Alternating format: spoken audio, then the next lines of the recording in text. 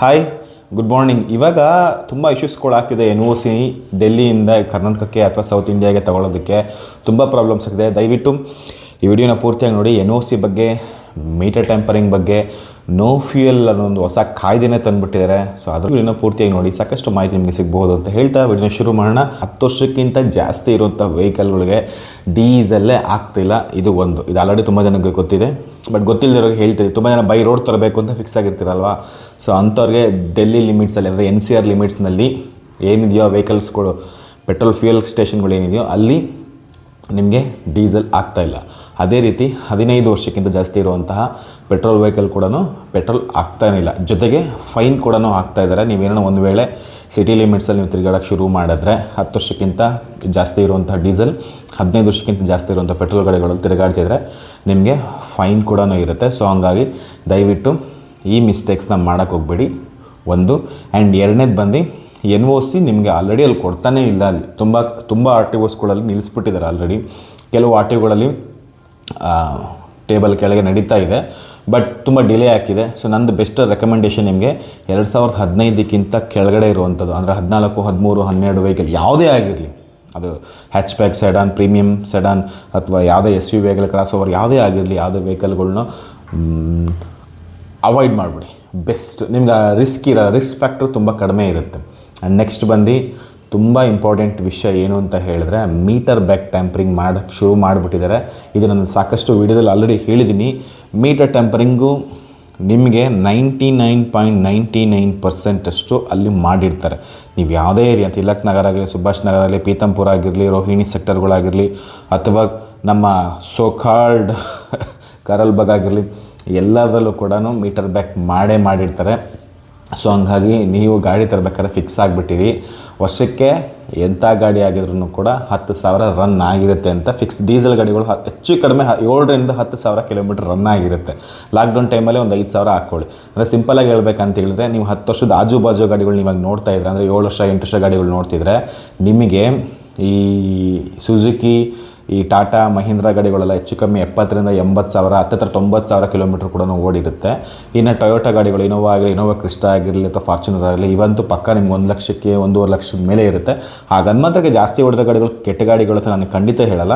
But metre back ಮಾಡಿದ್ದಾರೆ ಅಂತ ಹೇಳಿದ್ರೆ ನಿಮಗೆ 1.5 ಲಕ್ಷ 2 ಲಕ್ಷ ಓಡಿರೋದಲ್ಲ, ಅದಕ್ಕೆ ಅರ್ಧಕ್ಕಿಂತ ಕಮ್ಮಿ ಮೀಟ್ರ್ ಬ್ಯಾಕ್ ಮಾಡಿರ್ತಾರೆ.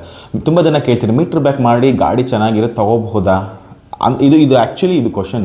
ನಾನು ಯಾಕೆ ಮೀಟರ್ ಬ್ಯಾಕ್ ಗಾಡಿಗಳು ಇರ್ತದೆ ಅಂತ ಒತ್ತಿ ನಿಮ್ಗೆ ಹೇಳ್ತಾ ಇದ್ದೀನಿ ಅಂತ ಹೇಳಿದ್ರೆ, ಮೀಟರ್ ಟೆಂಪರಿಂಗ್ ಮಾಡೋದ್ರಿಂದ 1.5 ಲಕ್ಷ 2 ಲಕ್ಷ ಓಡಿದಂಥ ಗಾಡಿಗಳು ನಿಮಗೆ 50,000 60,000 ಓಡಿದೆ ಅಂತ ಹೇಳಿ ಸೆಟ್ ಮಾಡಿರ್ತಾರೆ, ಮೀಟರ್ ಬ್ಯಾಕ್ ಮಾಡಿರ್ತಾರೆ. ಸೊ ಏನಾಗುತ್ತೆ, ಕೆಲವೊಂದು ಮೆಕ್ಯಾನಿಕಲ್ ಪಾರ್ಟ್ಸ್ಗಳನ್ನ ಅವಧಿ ಇರುತ್ತೆ, ತುಂಬ ಇಂಪಾರ್ಟೆಂಟ್ ಇದನ್ನ ಅರ್ಥ ಮಾಡ್ಕೊಳ್ಳಿ.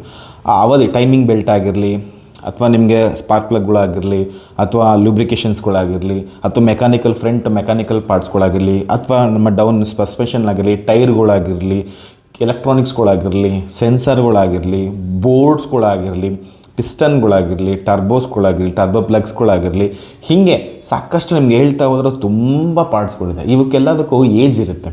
ಕೆಲವೊಂದು ಪಾರ್ಟ್ಸ್ನ ಪ್ರತಿ 10,000ಕ್ಕೆ ಚೇಂಜ್ ಮಾಡಬೇಕು. ಕೆಲವರಿಗೆ ಅದು ಗೊತ್ತು, ಬ್ರೇಕ್ ಪ್ಯಾಡ್ ಅಂತ ಗೊತ್ತಿರ್ತದೆ. ಕೆಲವರಿಗೆ ಗೊತ್ತು, ಆ 10,000ಕ್ಕೆ ಒಂದು ಸಲ ಫ್ಯೂಲ್ ಆಯಿಲ್ ಸರ್ವಿಸ್ ಮಾಡಿಸ್ಬೇಕಂತ ಗೊತ್ತು, ಫಿಲ್ಟರ್ ಪೇಪರ್ ಚೇಂಜ್ ಮಾಡಬೇಕಂತ ಗೊತ್ತು, ಇನ್ನು ಕೆಲವರಿಗೆ ಡೀಸೆಲ್ ಫಿಲ್ಟರ್ ಚೇಂಜ್ ಮಾಡಬೇಕಂತ ಗೊತ್ತಿರ್ತದೆ. ಬಟ್ ಇದಲ್ಲದೆ ತುಂಬ ಇರುತ್ತೆ. ಟೈಮಿಂಗ್ ತುಂಬ ಇಂಪಾರ್ಟೆಂಟ್. ಟೈಮಿಂಗ್ ಬೆಲ್ಟ್ ಅದು ನೋಡೋಕೆ ತುಂಬ ಸಿಂಪಲ್ ಆಗಿರುತ್ತೆ, ಅದಿಲ್ಲಂದರೆ ಗಾಡಿನೇ ಮೂವ್ ಆಗಲ್ಲ. ಸೊ ಅದನ್ನು ಚೇಂಜ್ ಮಾಡೋದು, ಇವೆಲ್ಲನೂ ಕೂಡ ಇಷ್ಟು ಟೈಮ್ ಅಂತ ಇರುತ್ತೆ. 80,000 1 ಲಕ್ಷ ಹಿಂಗೆಲ್ಲ ಇರುತ್ತೆ. ಪ್ರತಿ 1 ಲಕ್ಷ ಕಿಲೋಮೀಟ್ರ್ ಓಡಿದ ತಕ್ಷಣ ಗಾಡಿನಲ್ಲಿ ಮೇಜರ್ ಪಾರ್ಟ್ಸ್ಗಳಂತ ಇರುತ್ತೆ, ಇಂಜಿನ್ಗೆ ಸಂಬಂಧಪಟ್ಟಿದ್ದು. ಅದನ್ನು ರಿಪ್ಲೇಸ್ಮೆಂಟ್ ಮಾಡೋವಂಥದ್ದು ತುಂಬ ಅವಶ್ಯಕತೆ ಇರುತ್ತೆ. ಇಲ್ಲ ಅಂತ ಹೇಳಿದ್ರೆ ಅದು ಗೊತ್ತಾಗಲ್ಲ, ಫ್ರಿಕ್ಷನ್ ಆಗಿ ವೇರ್ ಆ್ಯಂಡ್ ಟೇರ್ಗಳು ಜಾಸ್ತಿ ಆಗಿ ಒಳಗಡೆ ಒಂದು ಪಾರ್ಟ್ಸ್ಗೆ ಕನೆಕ್ಟಿವಿಟಿ ಇರುತ್ತೆ. ಕರೆಕ್ಟ್. ಈಗ ನಮ್ಮ ದೇಹದಲ್ಲಿ ಅಷ್ಟೇ ಒಂದಕ್ಕೊಂದು ಕನೆಕ್ಟಿವಿಟಿ ಇರುತ್ತೆ. ಈಗ ಕಣ್ಣು ಅರಳಿಸ್ಬೇಕಂದ್ರೆ ಹಾರ್ಮೋನ್ಸ್ ಕೆಲಸ ಮಾಡಬೇಕು. ನನ್ನ ಕಣ್ಣು ಅರಳ್ತಾ ನೋಡಿ, ಕೈಗೂ ಅದಕ್ಕೂ ನೋಡಿ ಹೆಂಗೆ ಒಂದಕ್ಕೊಂದು ಚೈನ್ ಲಿಂಕ್ ಇರುತ್ತೆ. ಇದೇ ಬೇರೆ ಬಟ್ ಲಿಂಕ್ ಇದೆ. ಹಾಗೇನೆ ಗಾಡಿನಲ್ಲಿ ಎಷ್ಟೋದಕ್ಕೆ ಲಿಂಕ್ ಇರುತ್ತೆ, ಒಂದಕ್ಕೊಂದು ಕನೆಕ್ಟಿವಿಟಿ ಲಿಂಕ್ ಇರ್ತದೆ. ಆ ಆಯುಷ್ಯ ಆಗ್ತಿದ್ದಂಗೆ ಅದಕ್ಕೆ ತೆಗೆದು ಇನ್ನೊಂದು ಹೊಸದು ಹಾಕಲೇಬೇಕಾಗುತ್ತೆ.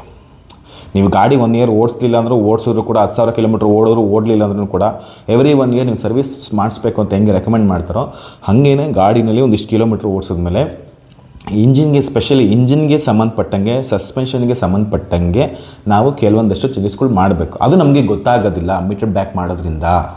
ಇದು ಆ್ಯಕ್ಚುಲಿ ಮೀಟರ್ ಬ್ಯಾಕ್ ಮಾಡೋದ್ರಿಂದ ಇರುವಂತಹ ಬಿಗ್ಗೆಸ್ಟ್ ನೆಗೆಟಿವ್. ಇದು ಗೊತ್ತಾಗದೆ ಏನಾಗುತ್ತೆ, ನಾವು ಇನ್ನೂ 60,000 ಅಲ್ಲ, ನೆಕ್ಸ್ಟ್ 20,000 ಬಂದಾಗ ನೋಡೋಣ ಬಿಡು, 80,000 ಚೇಂಜ್ ಮಾಡೋದು ತುಂಬ ಇರುತ್ತೆ ಪಾರ್ಟ್ಸ್ಗಳು, ನೋಡೋಣ ಬಿಡುತ್ತೆ ಬಿಟ್ಬಿಡ್ತೀವಿ. ಆ 20,000 ಕಿಲೋಮೀಟ್ರ್ ಓಡಿಸಿದ್ರೆ ನಿಜವಾಗ್ಲೂ ಎಷ್ಟಾಗಿರುತ್ತೆ, 1,00,000 ಆಗಿರುತ್ತೆ. 1.5 + 20 1,70,000 ಓಡಿರ್ತದೆ. ಬಟ್ ನೀವು 80,000 ಚೇಂಜ್ ಮಾಡ್ಸೋಣ ಅಂತಿರ್ತೀರ, ಬಟ್ ಅದು ಆ್ಯಕ್ಚುಲಿ 1,70,000 1,00,000 ಕಿಲೋಮೀಟ್ರದ್ದು 70,000 ಇನ್ನೂ ಓಡ್ಬಿಟ್ಟಿರ್ತದೆ. ಸೊ ಇವಾಗ ಆ್ಯಕ್ಚುಲಿ ಜಾಸ್ತಿ ಮಾಡಿಸೋದು ಇರುತ್ತೆ, ನೀವು ಅದು ಬಿಟ್ಟಾಗ ತುಂಬ ಖರ್ಚುಗಳು ಜಾಸ್ತಿ ಆಗಿಬಿಟ್ಟಿರ್ತದೆ. ಸೊ ಇದೆಲ್ಲ ಆಗೋದು ಉಂಟು. ಇದಕ್ಕೋಸ್ಕರ ನಾನು ಹೇಳ್ತಿದ್ದೀನಿ, ನೀವು ಆ ತಲೆಯಲ್ಲಿ ಇಟ್ಕೊಂಬಿಡಿ, ಅವ್ರು ಏನೇ ಲಕ್ಷ ಹೇಳಿ, ನೀವು ಕೆಲವೊಂದು ಶೋರೂಮ್ಗಳಿಗೆ ಹೋಗ್ಬಿಟ್ರೆ, ಅಂದರೆ ಯೂಸ್ಡ್ ಶೋರೂಮ್ಗಳಿಗೆ ಹೋಗ್ಬಿಟ್ರೆ, ನೀವು ಯಾವುದೇ ಗಾಡಿ ತಗೊಳ್ಳಿ 57,000 - 65,000 ಕಿಲೋಮೀಟ್ರಲ್ಲೇ ಇರ್ತದೆ. ಅದು ಎಷ್ಟು ವರ್ಷದ ಗಾಡಿ ಹೋಗಿರಲಿ ಅದು ಅಷ್ಟೇ ಇರ್ತದೆ. ಅದು ಇನ್ನೊಂದ್ಸಲ ಮಾಡ್ತೀನಿ. ಸೊ ಅದಕ್ಕೋಸ್ಕರ ನಾನು ನಿಮ್ಗೆ ಏನು ಹೇಳ್ತಿದ್ದೀನಿ ಅಂತ ಹೇಳಿದ್ರೆ, ನೀವು ತರ ಫಿಕ್ಸ್ ಮಾಡ್ಕೊಂಬಿಡಿ, ವರ್ಷಕ್ಕೆ 7,000 - 10,000 ಕಿಲೋಮೀಟ್ರು. ಲಾಕ್ಡೌನಲ್ಲಿ ಒಂದು 2 ವರ್ಷ ಬಿಟ್ಬಿಡಿ, 5,000 ಅಂತ ಇಟ್ಕೊಳ್ಳಿ. ಏನು 80,000 - 1,00,000 ಕಿಲೋಮೀಟ್ರ್ ಡೀಸೆಲ್ 7 ಸೀಟರ್ ಗಾಡಿಗಳು ಓಡಿರ್ತದೆ, ಇದಂತೂ ಫಿಕ್ಸ್. ಈ ಪ್ರೀಮಿಯಂ ಗಾಡಿಗಳನ್ನೇ ಓಡಿಸಿರ್ತಾರೆ ಅಂತ ಹೇಳಿದ್ರೆ, ಮರ್ಸಿಡೀಸು, BMW, ಮಿನಿ ಕೂಪರ್ ಇವೇ ಓಡಿಸಿರ್ತಾರೆ ಅಂತ ಹೇಳಿದ್ರೆ, ಇವು ಅಂತೂ ಇನ್ನೂ ಚಚ್ಚಾಡಿಬಿಡ್ತಾರೆ. ಸೊ ಹಂಗಾಗಿ ದಯವಿಟ್ಟು ಅರ್ಥ ಮಾಡ್ಕೊಳ್ಳಿ, ಮೀಟ್ರ್ ಬ್ಯಾಗ್ ಗಾಡಿ ಇರ್ತದೆ. ಸೊ ನೀವು ತರಬೇಕಾದ್ರೆ ಅರ್ಥ ಮಾಡ್ಕೊಳ್ಳಿ, ಮೆಕ್ಯಾನಿಕಲ್ಗೆ ಇಶ್ಯೂಸ್ಗಳು ಖಂಡಿತ ಇರುತ್ತೆ, ಅದನ್ನು ನೀವು ಮೆಕ್ಯಾನಿಕ್ ಚೆಕ್ ಮಾಡಿಸೇ ತೊಗೋಬೇಕು ಅಂತ. ಸರ್ವಿಸ್ ಹಿಸ್ಟ್ರಿ ಇದು ಬಿಟ್ಟರೆ ಗಾಡಿ ಜೆನ್ಯೂನ್, ಸೂಪರ್, ಅಮೇಝಿಂಗ್ ಅಂತ ಅನಿಸ್ಬಿಡುತ್ತೆ. ಸೊ ಹಂಗಾಗಿ ಇವತ್ತು ಅದ್ರ ಬಗ್ಗೆ ಹೇಳ್ತೀನಿ. ಸರ್ವಿಸ್ ಹಿಸ್ಟ್ರಿ ಅನ್ನೋದು, first of all service history ಅಂದರೆ ಬೇರೆ ಏನೇನೂ ಇಲ್ಲ. ನಮ್ಮ ಗಾಡಿನ ಆಥರೈಸ್ ಡೀಲರ್, ಅಂದರೆ ಈಗ ಟೊಯೋಟಾ ಅಂದರೆ ಟೊಯೋಟಾ ಸರ್ವಿಸ್ ಸೆಂಟ್ರಲ್ಲೇ ಗಾಡಿನ ಪ್ರತಿ ಸಲನೂ ಸರ್ವಿಸ್ ಕೊಡ್ತಾಯಿದ್ರೆ, ಅಥವಾ ಸಮಸ್ಯೆ ಬಂದಾಗ ಅದು ಕೊಡ್ತಾಯಿದ್ರೆ, ಅಲ್ಲಿ ನಮ್ಮ ಗಾಡಿಗೆ ಏನೇನು ಸರ್ವಿಸ್ ಮಾಡಿದ್ದಾರೆ, ಏನೇನು ಪಾರ್ಟ್ಸ್ಗಳು ಚೇಂಜ್ ಮಾಡಿದ್ದಾರೆ, ಏನೇನಾಗಿದೆ, ಆಕ್ಸಿಡೆಂಟ್ ಆಗಿದೆಯಾ ಇಲ್ವಾ, ಮೇಂಟೆನೆನ್ಸ್ಗೆ ಏನೇನು ಮಾಡಿದ್ದಾರೆ, ಆಯಿಲ್ ಸರ್ವಿಸ್ ಯಾವಾಗಾಯಿತು, ಪ್ಯಾಡ್ಸ್ ಯಾವಾಗ ಚೇಂಜ್ ಮಾಡೋರು, ಪ್ರತಿಯೊಂದೂ ಕೂಡ ಇನ್ಫಾರ್ಮೇಷನ್ಸ್ ಬಿಲ್ಲಲ್ಲಿ, ಇನ್ಕ್ಲೂಡಿಂಗ್ ಬಿಲ್ ಕೂಡ ಅದರಲ್ಲಿ ಇರುತ್ತೆ, ಇನ್ಕ್ಲೂಡಿಂಗ್ ಕಿಲೋಮೀಟ್ರ್ ರೀಡಿಂಗ್ ಕೂಡ ಇರುತ್ತೆ. ಯಾವ ಕಿಲೋಮೀಟ್ರ್ ಬಿಟ್ಟರು ನೆಕ್ಸ್ಟ್ ಯಾವ ಕಿಲೋಮೀಟ್ರ್ ಬಂದರೂ ಎಲ್ಲನೂ ಕೂಡ ಇರುತ್ತೆ. ಇದನ್ನು service record, WSR vehicle service record ಅಂತ ಕರೆಯೋದು. ಸೊ ಇದು ಕೆಲವೊಂದು ಗಾಡಿಗಳಿಗೆ ಇರುತ್ತೆ, ನಿಜ. ಅದನ್ನು ನಾವು ತೊಗೋಬಹುದಾ ಅಂತ ತುಂಬ ಜನ ಕೇಳಿದ್ರಿ. ಸೊ ಅವ್ರಿಗೆ ಈ ವಿಡಿಯೋನ ನೀವು ಅರ್ಥ ಮಾಡ್ಕೋಬೇಕಾದ ವಿಷಯದಲ್ಲಿ ಇದು ಕೂಡ ತುಂಬ ಸರ್ವಿಸ್ ಹಿಸ್ಟ್ರಿ ಇದ್ದಿದ್ದು ಮಾತ್ರಕ್ಕೆ ಅದು ಜೆನ್ಯೂನ್ ಅಂತಲೂ ಅಲ್ಲ. ಯಾಕಂದ್ರೆ ಸರ್ವಿಸ್ ಹಿಸ್ಟ್ರಿಗೂ ಕೂಡ ಫ್ರಾಡ್ ಮಾಡ್ತಾರೆ, ಗಾಡಿನೇ ಫ್ರಾಡ್ ಮಾಡ್ತಾರೆ. ಸ್ಕ್ರ್ಯಾಪ್ ಗಾಡಿಗಳು ತಂದುಬಿಟ್ಟು ಅವು ಇವೆಲ್ಲ ಪೋಣಿಸ್ಬಿಟ್ಟೆ ಮಾಡ್ತಾರೆ. ಅಂದರೆ ಇನ್ನು ಆಫ್ಟರ್ ಆಲ್ ಒಂದು ಪೇಪರ್ ಮೇಲೆ ಸಿಗೋದು ಸರ್ವಿಸ್ ರೆಕಾರ್ಡ್ನ ಮ್ಯಾನಿಪ್ಯುಲೇಟ್ ಮಾಡೋಕ್ಕಾಗಲ್ವಾ, ಈಸಿಯಾಗಿ ಮಾಡ್ತಾರೆ. ಒಂದೇ ಸರ್ವಿಸ್ ರೆಕಾರ್ಡು ಎಲ್ಲ ಗಾಡಿಗಳಿಗೂ ಬಳದಿರ್ತಾರೆ. ಗಾಡಿ ನಂಬರ್ ಒಂದು ಚೇಂಜ್ ಮಾಡೋದು, ಆ ಶೀಟಲ್ಲಿ ಗಾಡಿ ನಂಬರ್ ಒಂದು ಚೇಂಜ್ ಮಾಡೋದು ದೊಡ್ಡ ವಿಷಯನ ಅಲ್ವೇ ಅಲ್ಲ.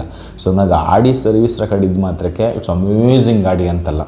ಬಟ್ ಕೆಲವೊಂದು ಜೆನ್ಯೂನ್ ಡೀಲರ್ಸ್ ಕೂಡ ಡೆಲ್ಲಿನಲ್ಲಿದ್ದಾರೆ. ಸೊ ಅವ್ರ ಬಗ್ಗೆ ನಾನು ನೆಕ್ಸ್ಟ್ ವೀಡಿಯೋದಲ್ಲಿ ಹೇಳ್ತೀನಿ. ಯಾರೋ ನಿಮಗೆ ಜೆನ್ಯೂನಾಗೆ ನಿಮಗೆ ಮೀಟರ್ ರೀಡಿಂಗ್ ಇರೋವಂಥವ್ರು ಕೊಡ್ತಾರೆ ಅಂತ ಹೇಳ್ತೀನಿ, ಅವ್ರುಗಳ ಹತ್ರ ಇರುತ್ತೆ.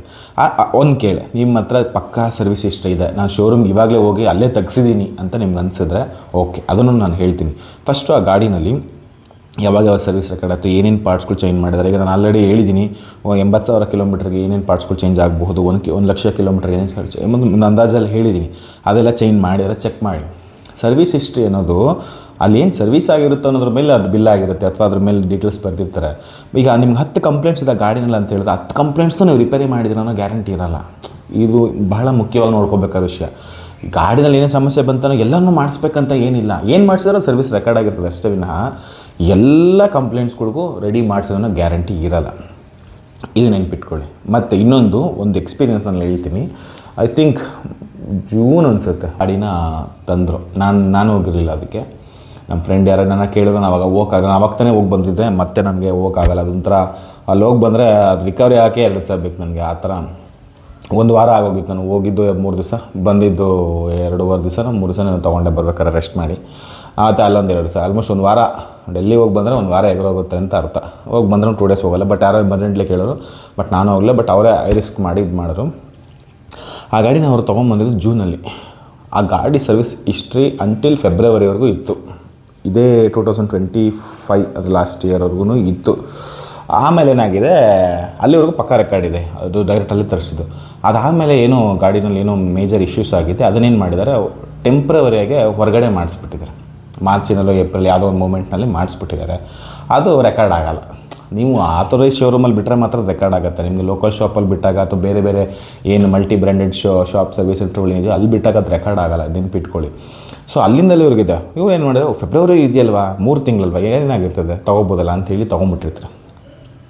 ಸೊ ಈ ಮಿಸ್ಟೇಕ್ ಅವ್ರು ಮಾಡಿದರು. ಸೊ ಅದು ಬಂದು ಗೇರ್ ಬಾಕ್ಸ್ಗೆ ರಿಲೇಟೆಡ್ ಇದ್ದಿದ್ದು ಇಶ್ಯೂಸ್ಗಳದು. ಅದು ಬೇರಿಂಗ್ ಅದು ಬುಷ್ ಏನೇನೋ ಆಗಿತ್ತದು. ಬಟ್ ಅದು ಮೇಜರ್ ಅಂದರೆ ನಾನು ಹೇಳಲಿಕ್ಕಾಗಲ್ಲ. ಅದೊಂದು 25,000 ಬಿಲ್ ಬಂತು ಆ ಗಾಡಿನಲ್ಲಿ. ಬಟ್ ನಾನು ನಿಮ್ಗೊಂದು ಅಂದಾಜಾಗಿ ಹೇಳ್ತಾ ಇರೋದು, ಸರ್ವಿಸ್ ಹಿಸ್ಟ್ರಿ ಮಟ್ ಇದ್ದಿದ್ದಕ್ಕೆ ಅಮೇಝಿಂಗ್ ಗಾಡಿ ಅಂತ ನಾನು ಒಪ್ಕೋಬೇಕಂತ ಈ ಒಂದು ಎಕ್ಸಾಂಪಲ್ ನಿಮ್ಗೆ ಹೇಳ್ತಿದ್ದೀನಿ. ಅಲ್ಲಿ ಮಾಡಿಸಿದ್ರೆ ನಿಮಗೆ ಲೆಕ್ಕ ಸಿಗುತ್ತೆ ವಿನಃ ನಿಮ್ಗೆ ಹೊರಗಡೆ ಮಾಡಿಸಿದ್ರೆ ಲೆಕ್ಕ ಸಿಗಲ್ಲ. ನೋಡಿ, ಫೆಬ್ರವರಿಗೂ ಲೆಕ್ಕ ಇಟ್ಟಿದ್ದಾರೆ. ಈ ಗಾಡಿ ಮಾರಬೇಕು ಅಂತ ಫಿಕ್ಸ್ ಆಗಿಬಿಟ್ಟಿದ್ದಾರೆ. ಯಾವಾಗ ಏನೋ ಇಶ್ಯೂಸ್ ಆಗಿದೆ, ಮಾರ್ಚ್ ಏಪ್ರಿಲಲ್ಲಿ ಏನೋ ಇಶ್ಯೂಸ್ ಆಗಿರೋದ್ರಿಂದ ಸರಿ ಬಿಡು, ಹೆಂಗಿರೋ ಗಾಡಿ ಇಷ್ಟು ವರ್ಷ ಆಯಿತು, 7 ವರ್ಷ ಆಗಿದೆ ಗಾಡಿಗೆ, ಹೆಂಗಿದ್ರು ಚೇಂಜ್ ಮಾಡ್ಬೇಕಾದ್ರೆ ಇನ್ನು ಇದ್ರೂ ಆಯಸ್ ಇದ್ರೂ ನೀನು 2-3 ವರ್ಷ ಇದ್ದರೆ ಆಯಸ್ ಇರ್ತದೆ. ಮತ್ತು ಡೆಲ್ಲಿಲಿ ಹೊಸ ರೂಲ್ಸ್ಗಳು ಬಹಳ ಫಾಸ್ಟಾಗಿ ಬಂದು ಬೇಗ ಅಡಾಪ್ಟ್ ಮಾಡಿಬಿಡ್ತಾರೆ. ಅಲ್ಲಿ ಫಾಸ್ಟಾಗಿ ಮಾಡ್ತಾರೆ, ತುಂಬ ಸ್ಟ್ರಿಕ್ಟಾಗಿ ಮಾಡ್ತಾರೆ. ಇಲ್ಲಿನ ಥರ ಅಲ್ಲ, ತುಂಬ ಸ್ಟ್ರಿಕ್ಟಾಗಿ ಮಾಡ್ತಾರೆ. ಸೊ ಹಂಗಾಗಿ ಅವ್ರೇನು ಮಾಡ್ತಾರೆ, ಗಾಡಿ ಮಾರ್ಬಿಡೋಣ ಅಂತೇಳಿ ಏನೋ ಒಂದು ಟೆಂಪ್ರರಿ ಅಡ್ಜಸ್ಟ್ ಮಾಡಿಬಿಟ್ಟು ಅದಾದ್ಮೇಲೆ ಗಾಡಿನ ಜಾಸ್ತಿ ಓಡಿಸಿಲ್ಲ. ಯಾಕೆಂದರೆ ಫೆಬ್ರವರಿ ನೀವು ಮೀಟ್ರ್ ಬ್ಯಾಕ್ ಮಾಡಿಸಿಲ್ಲ, ಫೆಬ್ರವರಿನಲ್ಲಿ 1,10,000 ಕಿಲೋಮೀಟ್ರ್ ಓಡಿತ ಗಾಡಿ. ಮತ್ತು ಅವರು ಜೂನಲ್ಲಿ ತೊಗೊಂಡಾಗ 1,17,18 ಅಂದರೆ ನನಗೆ ಗೊತ್ತಿರೋ 2-3 ಸಾವಿರ ಕಿಲೋಮೀಟ್ರೂ ಓಡಿಸಿಲ್ಲ. ಅಲ್ಲಿಂದಾಗೆ 2-3 ಓಡಿಸಿರ್ಲೇಬೇಕಂತಲೂ ಏನಿಲ್ಲ, ಬಟ್ ಓಡಿಸಿಲ್ಲ ಅಷ್ಟೇ, ಸಿಂಪಲ್. ಒಂದು 2-2.5 ಸಾವಿರ ಕಿಲೋಮೀಟ್ರ್ ಓಡಿಸಿರ್ಬೋದೇನೋ. ಅಷ್ಟೊಂದು ಏನೋ ಸಮಸ್ಯೆ ಆಗಿದೆ. ಅವ್ರು ಏನು ಮಾಡಿದ್ದಾರೆ, ಸರ್ವಿಸ್ ಎಲ್ಲ ಮಾಡಿಸಿ ಸೆಟಪ್ ಎಲ್ಲ ಮಾಡಿಬಿಟ್ಟು, ಯಾಕೆಂದರೆ ಅದು ರೀಸೆಂಟಾಗಿ ಬಿಚ್ಚಿರೋ ಥರದೆಲ್ಲ ಹೇಳಿದರು. ಹೊಸ್ದಾಗಿ ಬೇರೆ ಕಡೆ ಕರ್ಕೊಂಡೋದಾಗ ಆ ಸರ್ವಿಸ್ ಸೆಂಟ್ರಿಗೆ ಕರ್ಕೊಂಡೋದಾಗ ಅವ್ರು ಹೇಳಿ ರೀಸೆಂಟಾಗಿ ಎಲ್ಲ ಬಿಚ್ಚಿ ಎಲ್ಲ ಮಾಡಿದ್ರೆ ಹೊಸ್ದಾಗಿ ಏನೋ ಹಾಕಿದ್ದಾರೆ ಅಂತಾರಲ್ಲಿ. ಬಟ್ ಅದು ಸೂಟ್ ಆಗಿಲ್ಲ, ಅದು ಲೋಕಲ್ದೆಲ್ಲ ಹಾಕ್ಬಿಟ್ಟದೆ, ಸೂಟ್ ಆಗಿಲ್ಲ ಅವರು. ಅದೇನಾದ ಗೇರ್ ಬಾಕ್ಸ್ದು ಬಾಲ್ ಬೇರಿಂಗ್ ಏನೋ ಬರುತ್ತದೆ. ಗೇರ್ನ ಒಂದು ಕಡೆಯಿಂದ ಸ್ಲ್ಯಾಟ್ ಮಾಡೋದಕ್ಕೆ ಒಂದು ಬೇರಿಂಗ್ ಥರ ಒಂದು ವಯರ್ ಬರ್ತದೆ, ಒಂದು ಏನೋ ಒಂದು ಥರದಕ್ಕೆ. ಅದೇನಾಗಿದೆ, ವೀಕ್ ಆಗಿರೋದಕ್ಕೆ ಅದಕ್ಕೆ ಲೋಕಲೆಲ್ಲ ಹಾಕ್ಬಿಟ್ಟಿದ್ದಾರೆ. ಅದು ಲೋಕಲ್ ಹಾಕಿರೋದಕ್ಕೆ ಏನಾಗಿದೆ, ಬಾಕ್ಸ್ ಫುಲ್ಲೂ ಜಾಮ್ ಆಗಿದೆ. ಆ ಬಾಕ್ಸ್ ಫುಲ್ಲೂ ಫಾಲ್ಟ್ ಬಂದುಬಿಟ್ಟಿದೆ. ಅದೇನಾಗಿದೆ, ಥರ್ಡ್ ಗೇರ್ಗೆ ಬೀಳ್ತಾನೆ ಇಲ್ಲ. ಅದು ಮ್ಯಾನ್ಯುಯಲ್ ಗೇರ್ ಬಾಕ್ಸ್, ಅದು ಥರ್ಡ್ ಗೇರ್ಗೆ ಬೀಳ್ತಾನೆ ಇಲ್ಲ. ಅದೇನಾಗಿದೆ, ಅದು ಏನಾಯಿತು ಯಾವಾಗಾಯ್ತೋ ಗೊತ್ತಿಲ್ಲ. ಇವ್ರು ತಂದಾಗ ಚೆನ್ನಾಗಿತ್ತು, ಓಡಿಸ್ತಿರ್ಬೇಕಾದ್ರೂ ಚೆನ್ನಾಗಿತ್ತು. ಇವರೊಂದು 200-300 ಕಿಲೋಮೀಟರ್ನ ಓಡಿಸಿದ್ರೆ ಆಮೇಲೆ ಸಿಟಿ ಟ್ರಾಫಿಕ್ ಬರೋಕ್ಕೆ ಶುರು ಮಾಡ್ತಿದೆ. ಈಗ ಹೈವೇನಲ್ಲಿ ನಿಮಗೆ ಮ್ಯಾಕ್ಸಿಮಮ್ ಗೇರ್ ಹಾಕ್ತೀರ, 5 ಇದ್ದರೆ 5, 6 ಇದ್ದರೆ 6 ಹಾಕ್ತೀರ. ಬಟ್ ಸಿಟಿ ಲಿಮಿಟ್ಸಲ್ಲಿ ನೀವು ಹಂಗಲ್ವಲ್ಲ, ಫಸ್ಟ್ ಗೇರು ಸೆಕೆಂಡ್ ಗೇರೆಲ್ಲ ಮ್ಯಾಕ್ಸಿಮಮ್ ಓಡಿಸ್ತಾರೆ. ಸೆಕೆಂಡ್ ಗೇರ್ ಮ್ಯಾಕ್ಸಿಮಮ್ ಯೂಸ್ ಮಾಡ್ತೀವಿ. ನೀವು ಸ್ವಲ್ಪ ಸ್ಪೀಡ್ ಹೋಗಿರ್ಸ ಥರ್ಡ್ ಗೇರ್ ಹಾಕ್ತೀವಿ. ಆ ಥರ್ಡ್ ಗೇರ್ ಯಾವುದೋ ಒಂದು ಟೈಮ್ ಬಿಲ್ಲಿಲ್ಲ. ಸೊ ಅವಾಗೇನಾಯಿತು, ನೀವು ತೊಗೊಂಡೋಗಿ ತೋರಿಸಿದಾಗ ಚೆಕ್ ಮಾಡಿಸಿದಾಗ ಇದು ಇಶ್ಯೂಸ್. ಸೊ ಅದಕ್ಕೆ ಹೇಳ್ತಿರೋದು, ನೀವು ಸರ್ವಿಸ್ ಹಿಸ್ಟ್ರಿನ ಜಾಸ್ತಿ ಫೋಕಸ್ ಮಾಡೋಕ್ಕೆ ಹೋಗಬೇಡಿ. ಇದ್ದರೆ ಒಳ್ಳೆಯದು, ಇಲ್ಲಾಂದರೆ ತೆಗ್ಸಿ ಚೆಕ್ ಮಾಡಿ. ಬಟ್ ಸ್ಟಿಲ್ ಇಲ್ಲಿವರೆಗೂ ಇರಬೇಕದು. ಇದ್ದರೆ ಒಂದು 50% ನೀವು ಒಪ್ಕೋಬಹುದು ಅಷ್ಟೇ ವಿನಃ 100% ಸರ್ವಿಸ್ ರೆಕಾರ್ಡು ಆ ಗಾಡಿದ್ದು ಭವಿಷ್ಯನ ಹೇಳಲ್ಲ ಅಂತ ಅರ್ಥ. ಇಷ್ಟೇ.